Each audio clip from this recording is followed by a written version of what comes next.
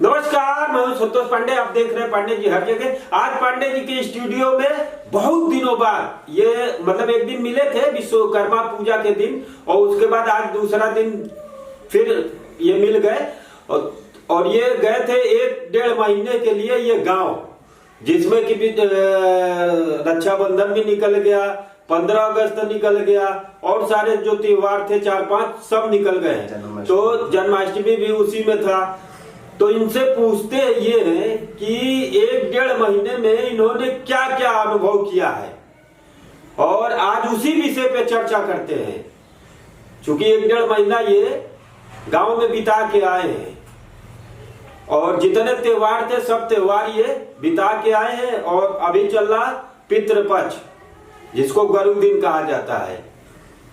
तो गरु दिन में आए हैं, और जो अच्छे अच्छे त्योहार थे वो त्योहार बिता के आए। तो इसी विषय पे सावन महीने में गए थे, जिस समय अच्छा सावन में ये गए थे, और उसके बाद अब ये भादो कहा जाएगा, भादो में आए हैं। तो आप 1-1.25 महीना जो 1.5 महीना रहे हैं, तो वहां पे सब त्योहार बिता के आए हैं। क्या कैसे अनुभव आप किए थे? नमस्कार पांडे जी, और नमस्कार हमारे सभी देश विदेश, मोहल्ला, गांव, जिला, जवाब,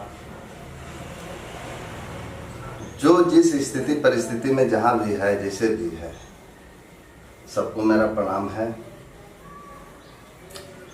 और ये सही बात है, मैं सावन के महीने में यहाँ से निकल गया था बलिया के लिए। अपने गांव?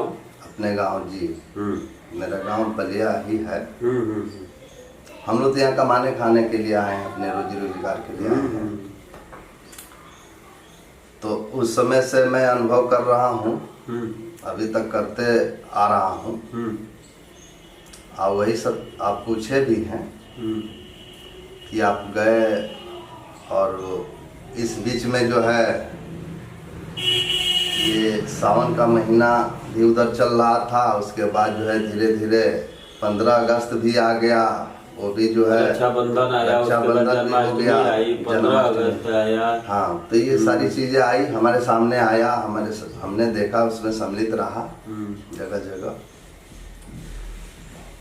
तो हमने जो अनुभव किया है, हम आपको बताने की कोशिश करेंगे। नहीं, रक्षाबंधन से बताइए। सावन में आप गए थे, पहले सावन के बारे में बताइए। रक्षाबंधन में उधर रक्षाबंधन था। हमारी 5 बहन हैं। हमने घूम घूम करके राखी बंधवाया, क्योंकि अब हम अकेले गए थे, परिवार पूरा यहीं था। तो घूम घूम करके राखी बंधवाया सभी बहनों से, और अच्छा कार्यक्रम रहा। और मैं ये देख रहा था कि सभी बहनें जो हैं, कहीं भाई है, कहीं बहन है, तो एक दूसरे से मिलने के लिए जिसकी जैसे सुविधा होती थी, कहीं भाई चला जाता था तो कहीं बहन चली जाती थी, ऐसे अपना हो रहा था। सब लोग आपस में मिलजुल कर अच्छा से अपना जो है रक्षाबंधन का भी वो कार्यक्रम संपन्न किए, लोग राखी बंधवाए, बांधे। और ये रक्षाबंधन का जो त्योहार होता है, रक्षा, इसका नाम ही रक्षा है। ये एक बहन को अपने भाई से बहुत बड़ा उम्मीद होता है पांडे जी। वो जो है, एक तो अबला होती, नारी जात होती हैं, तमाम संकट आया करता है। ये संसार है, ये संसार में एक से एक दुष्ट पड़े हुए हैं, नालायक पड़े हुए हैं, जो कि वो बुरी नजर रखते हैं। उस बुरी नजर से बचाने के लिए बहन जो है अपने भाई को राखी बांधती है कि भैया, जितना मेरा सहयोग आप कर सकते हैं, जितना रक्षा हमारा आप कर सकते हैं, शायद कोई नहीं कर सकता है। क्योंकि भाई बहन का ऐसा रिश्ता होता है, इसीलिए बहन राखी बांधती है, याद दिलाती रहती है हर साल की जो है, मेरा भाई जो है, उसकी ये बाँ जो है राखी बांधती है, सोचती है कि सलामत रहे, ताकि ये जो है मेरी रक्षा ये करता रहे, इसीलिए राखी बांधती है और याद दिलाती रहती है। और भाई जो है हमेशा देखता रहता है उसको, और उसको याद आता रहता है, कहीं भी रहता है तो उसको ध्यान आता रहता है कि मेरी बहन भी कहीं है, कहीं ऐसा ना हो, उसकी खोज खबर वो लेता रहता है कि कहीं उसके साथ अवर्ता ना हो जाए। तो इस तरीके से पांडे जी रक्षाबंधन का त्योहार हमने देखा, लोग मनाते हैं और तमाम इसके पीछे कहानियां भी है। वो पुराने ज़माना में जाए तो मतलब उसमें जो है दुर्गावती की बात आती है, तमाम लोगों की बात आता है। तो ऐसे मतलब जो है रक्षा के लिए उसमें जात पात धर्म की कोई बात नहीं होती है। भाई एक बहन की रक्षा, एक बेटी की रक्षा कोई भी इंसान कर सकता है। सही बात है। संसार में कहीं भी कोई भी रक्षा कर सकता है, वो भाई के रूप में, बेटा के रूप में, जिस ये अपने ऊपर निर्भर करता है। और रक्षा किससे करना है? एक भाइये से करना है। वो भी तो भाइये है जो कि वो निश्चर बना हुआ, दानव बना हुआ है मानव से। वो उसने मानवता को छोड़ दिया है, वो दानवता को जो है अपना लिया है, इसलिए वो दानव बना हुआ है। और दानवता एक बेटी बहन के साथ करता है, और उसी के रक्षा के लिए एक भाई जो है मानव का काम करके, मनुष्य का काम करके उसको रक्षा करता है। मतलब एक भाई से ही भाई को बचाना पड़ता है। सही बात है। वो देखा जाएगा, समझे तो उसका भी तो भाई हुआ, उसका भी तो बहन हुआ, ऐसा तो है नहीं, सबके लिए होता है। ये सब सिस्टम बनाया गया है, संविधान बनाया गया है, समाज बनाया गया है। एक दायरे में सबको रहना होता है, सबका दायरा होता है, पिता माता, बेटा बेटी, बहन, सब रिश्ते हैं। ये अपने अपने रिश्ते पर लोग कायम रहेंगे तो कहीं से कहीं कोई विघटन नहीं होगा, कोई दुर्दशा नहीं होगी। जन्माष्टमी पत्नी पत्नी होती है, तो इस तरीके से रक्षाबंधन हो जाता है। दूसरी बात, अब जन्माष्टमी की बात आ गई। जन्माष्टमी कृष्ण भगवान का जन्म हुआ, उसमें पहले ही से जो है ये कंस जो है अपने बहन देवकी को पहुंचाने के लिए ले जा रहा था। आकाशवाणी हो गया उस समय कि 8वां पुत्र जो है तुम्हारे, तुमको नुकसान पहुंचाएगा, तुमको जो है बर्बाद करेगा।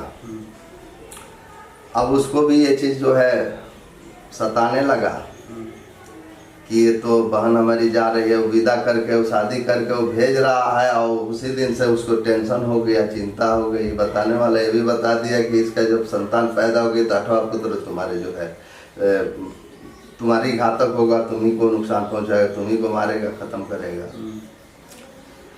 अब जो है उसने परेशान हो गया, उसने जो है अब सोचा कि चलो भाई तो इसको बंदीगिरी में इसको डालो, ताकि जो है जितनी संतान होगी फिर हमारे देख रेख में सब कुछ होगा, ताकि उसका इंतजाम करेंगे कि हमको मारेगा नहीं। तमाम इंतजाम किया, कालगिरी में डाल दिया, उसमें कारागार में डाल दिया। और उसने जो है वहीं पर बच्चे पैदा होते रहे। मतलब देखिए वासुदेव और देवकी की शादी होती है तो सब लोग जाते हैं, तो अपने घर में खुशी मंगल से जो जाते हैं और जो है अपने घर के अंदर जो है मनाते हैं, सुहाग रात वगैरह जो भी होता है वो मनाते हैं। अब वो लोग जा रहे हैं तो सीधा सीधा कहाँ जा रहे हैं, वो जेल के अंदर जा रहे हैं। अब सारा क्रियाकलाप वहाँ होता है उन लोगों का। इसी तरीके से करते करते 7वां 8वां हो भी जाता है। 8वां पुत्र होते हैं कृष्ण भगवान।